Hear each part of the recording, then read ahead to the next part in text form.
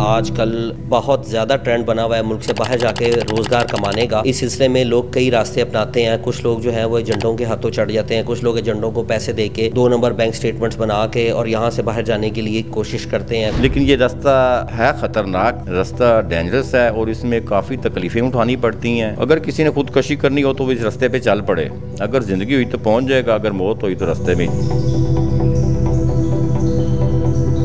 2011 में जब मैं पहली दफ़ा गया तो उस टाइम ये हमें स्टे मिल गई थी। जैसे हमने बॉर्डर क्रॉस किया, सामने पुलिस स्टेशन था। हम तकरीबन 80 लड़के थे, जिनमें अफगानिस्तान की ख़वातीन भी शामिल थी, जिनमें बांग्लादेशी भी शामिल थे और आज़रबाईजान के भी लोग शामिल थे, ईरान के भी लोग शामिल थे और हम पाकिस्तानी भी थे। तो जैसे ही हमने बॉर्डर क्रॉस किया तो तुर्क आर्मी ने फायरिंग शुरू कर दी। और फायरिंग भी ऐसी होती थी, वो जब गोली ऊपर आसमान की तरफ वो फायर करते थे तो वो हवा में वहाँ पे जाके फट जाती थी गोली। वहाँ पे काफ़ी डर लगा कि शायद अब कोई ना कोई गोली आए और हमारे सीने में आके लग जाए।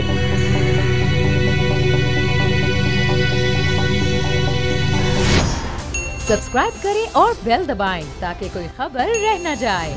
अस्सलाम वालेकुम, मैं हूं तारिक महबूब, आपका होस्ट। नाज़रीन, जैसा कि आप जानते हैं कि आजकल बहुत ज़्यादा ट्रेंड बना हुआ है मुल्क से बाहर जाके रोज़गार कमाने का। इस सिलसिले में लोग कई रास्ते अपनाते हैं। कुछ लोग जो हैं वो एजेंटों के हाथों चढ़ जाते हैं, कुछ लोग एजेंटों को पैसे दे के 2 नंबर बैंक स्टेटमेंट्स बना के और यहाँ से बाहर जाने के लिए कोशिश करते हैं। कुछ लोग यहाँ से डोंकी लगा के जाते हैं। डोंकी लगाने के दौरान कितने खतरात पेश आते हैं, किस तरह लोगों की वहाँ पर अमवात होती हैं, किन मुसीबतों का सामना करना पड़ता है। इस सिलसिले में मेरे एक दोस्त हैं साजिद शाह साहब, वो तकरीबन 2 दफ़ा कोशिश कर चुके हैं पाकिस्तान से जाने की और 2 दफ़ा उन्होंने आगे तक बिल्कुल बॉर्डर पे जाके वहां से वापस आए हैं। किस तरह से वापस आए हैं, हुकूमत को क्या इकदाम अपनाने चाहिए इस सिलसिले में लोगों को रोजगार फराहम करने के लिए या बाहर पहुंचाने के लिए, वो भी हम चल के डिस्कस करेंगे। सबसे पहले तो हम साजिद साहब का जो तजर्बा है वो आपके साथ शेयर करते हैं, उनसे खर्चा पूछते हैं कितना आता है और किन खतरात का सामना करना पड़ता है। अस्सलाम वालेकुम।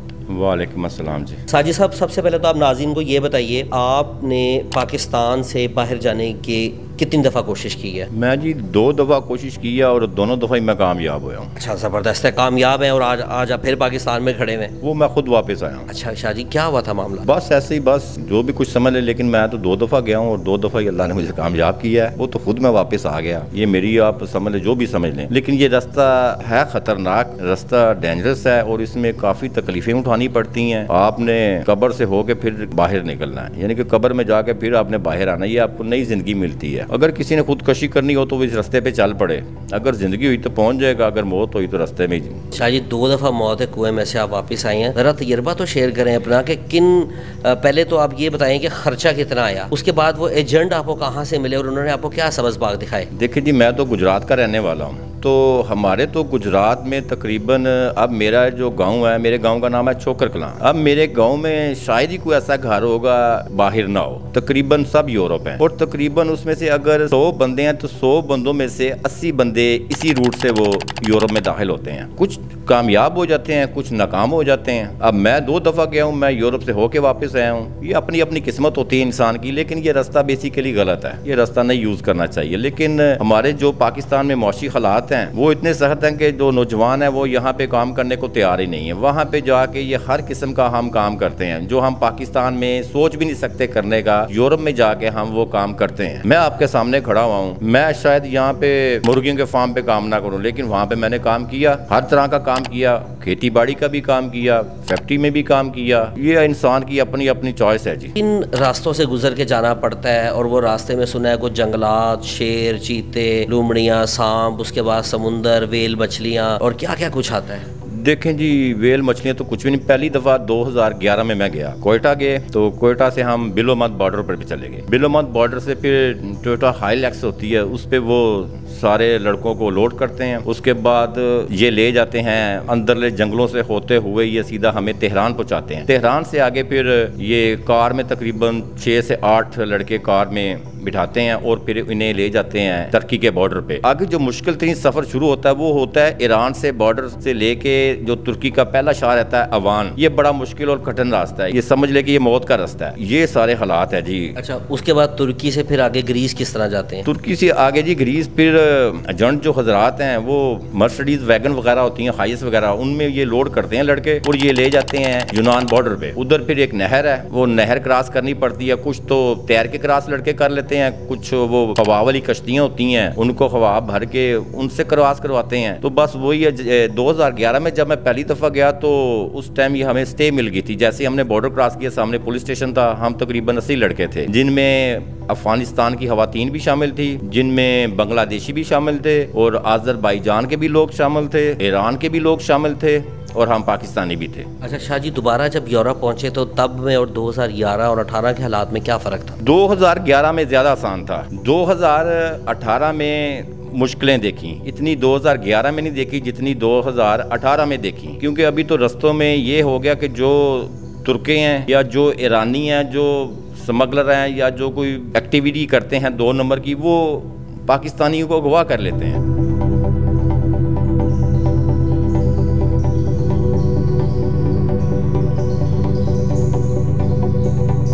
एक दफ़ा जब आपने क्रॉस कर लिया बॉर्डर को, यानी कि अगर आप यूनान के रास्ते आपने बॉर्डर क्रॉस कर लिया है, तो वहाँ पे अगर आपको पुलिस पकड़ लेती है तो वो वापस भिजवाती है या आपको कोई रेजिडेंट कार्ड देती है? लेकिन जिस टाइम मैं पहली दफ़ा 2011 में गया तो उस टाइम वो ग्रीस स्टे दे रहा था, तो उसने जब हम पुलिस स्टेशन गए तो उन्होंने तकरीबन हमारा 80-90 बंदे थे हम, उन्होंने सबका मेडिकल किया। मेडिकल करके 3 दिन तक उन्होंने हमें उधर पुलिस स्टेशन में रखा। 3 दिन बाद उन्होंने हमें 3-3 मंथ की स्टे दे के हमें छोड़ दिया।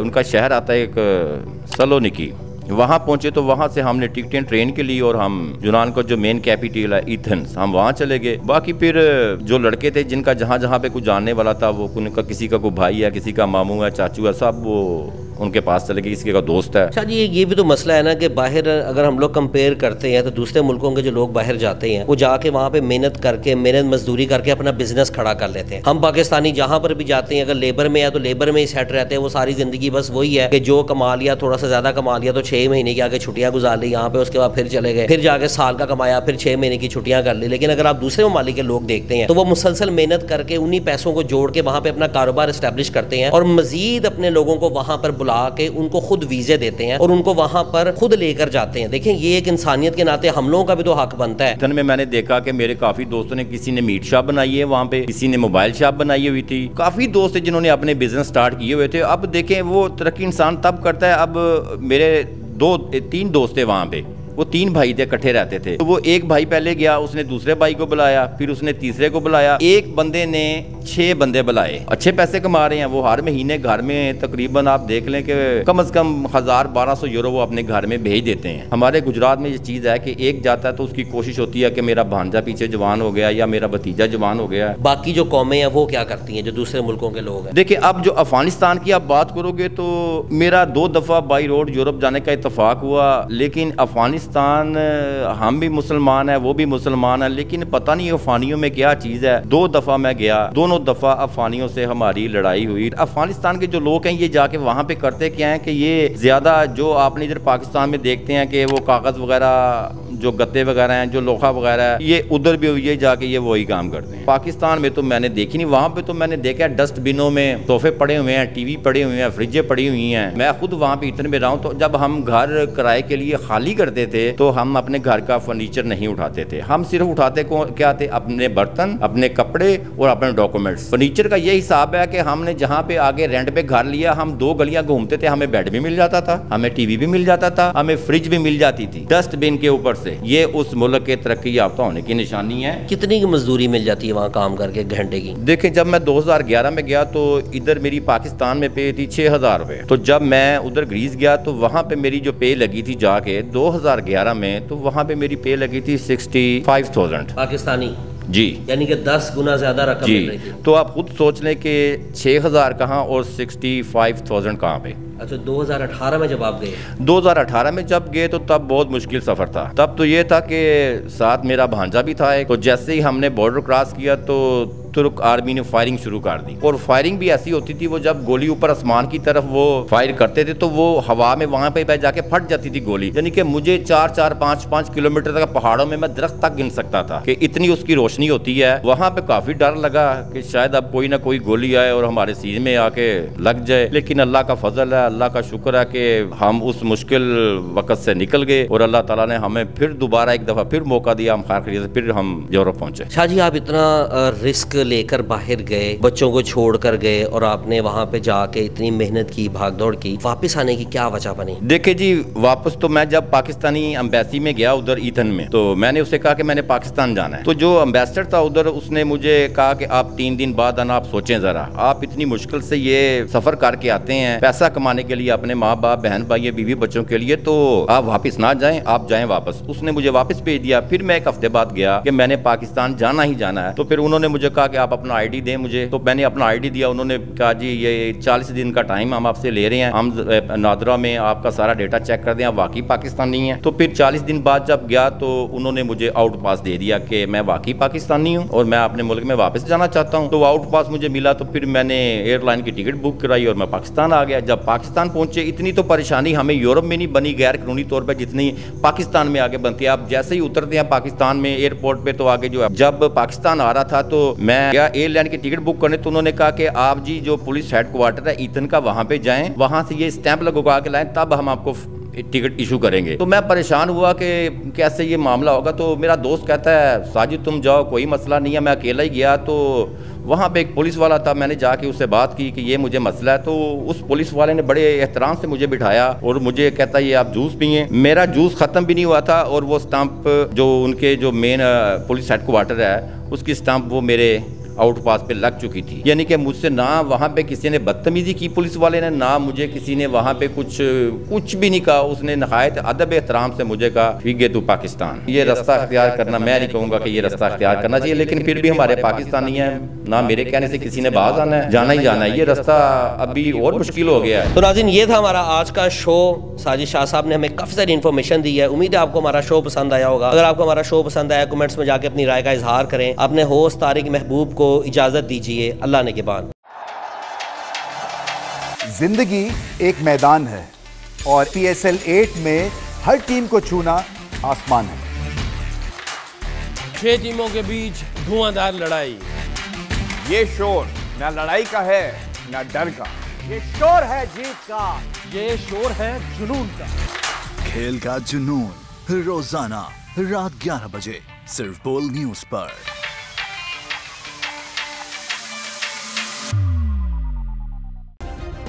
सब्सक्राइब करें और बेल दबाएं ताकि कोई खबर रह न जाए।